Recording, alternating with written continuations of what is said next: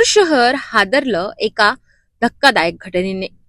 फक्त 14 वर्षाच्या मुलाचं अपहरण आणि नंतर थंड डोक्याने खून। गिट्टी खदान परिसरात घडलेल्या या घटनेत पोलिसांनी अवघ्या काही दिवसातच गुन्हा उघडकीस आणत 3 आरोपींना अटक केली आहे। नेमकं काय घडलं?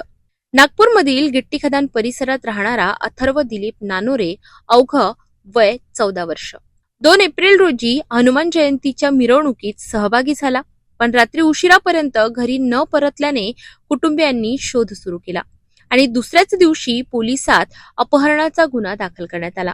तपास सुरू असतानाच 4 एप्रिलला एक धक्कादायक घटना समोर आली। भरतवाडा येथील रेल्वे क्रॉसिंग जवळ एका अनोळखी मुलाचा मृतदेह आढळला। नातेवाईकांनी ओळख पटवली, तो मृतदेह अथर्वचाच होता।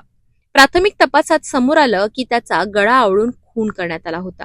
यानंतर पोलिसांनी तात्काळ गुन्ह्याची कलमे वाढवून तपासाची गती वाढवली।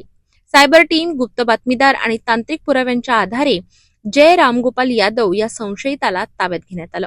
सुरुवातीला दिशाभूल करण्याचा प्रयत्न, पण पोलिसी चौकशीत अखेर त्याने गुन्ह्याची कबुली दिली। जय यादवने त्याचे साथीदार केतन उर्फ कुणाल साहू आणि आयुष साहू यांच्या सोबत कट रचला होता। हनुमान जयंतीच्या मिरवणुकीतील गर्दीचा फायदा घेत अथर्वचं अपहरण करण्यात आलं। उद्देश होता वडिलांकडून खंडणी उकळणे, पण मुलगा ओरडू लागल्याने आरोपींनी त्याचा गळा आवळून खून केला। यानंतर पुरावे नष्ट करण्यासाठी मृतदेह पोत्यात भरून भरतवाडा रेल्वे पुलावर फेकण्यात आला। पोलिसांनी तिन्ही आरोपींना अटक केली असून त्यांच्याकडून 3 मोबाईल जप्त करण्यात आले आहेत आणि सध्या या प्रकरणाचा पुढील तपास सुरू आहे। या प्रकरणाविषयी पोलीस आयुक्त यांनी पत्रकार परिषद घेऊन सविस्तर माहिती दिली। मर्डरच्या एक खुनाचा केस दाखल झालेला आहे आपल्या गिट्टी खदान पोलीस स्टेशनची हद्दीमध्ये, पोलीस स्टेशनमध्ये, आणि त्याच्यात एक मुलगा 14 वर्षाचा होता अथर्व म्हणून, त्याचा खून झालेला आहे आणि फार सेन्सिटिव्ह इश्यू होता। तो डिसअपियर झाला होता 2 तारीखला मिरवणूकमधून। काल जे आहे आम्ही डिटेक्ट केलेला आहे गुन्हा, त्याच्यात 3 आरोपी ताब्यात घेण्यात आलेले आहेत। तर त्याचे पीसीची म्हणजे कोर्टासमोर आपण घेऊन गेलेलो आहे।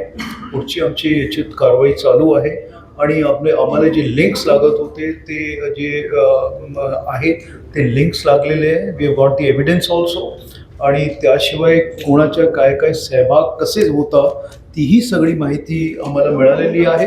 मेन जे आहे त्यांची जी तयारी होती, जवळपास 20-25 दिवस अगोदर त्यांची ही तयारी होती चालू।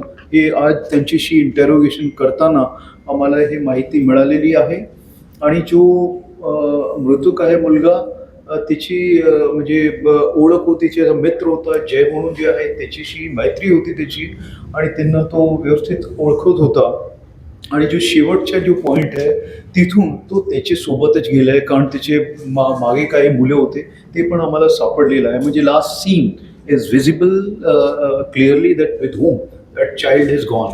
आणि नंतर मग त्याच्यानंतर ते काय काय कोण कारवाई झालेली आहे ती सगळी डिटेक्ट झालेली, कारण this was a blind murder initially, म्हणजे काही सुराग लागत नव्हता आम्हाला।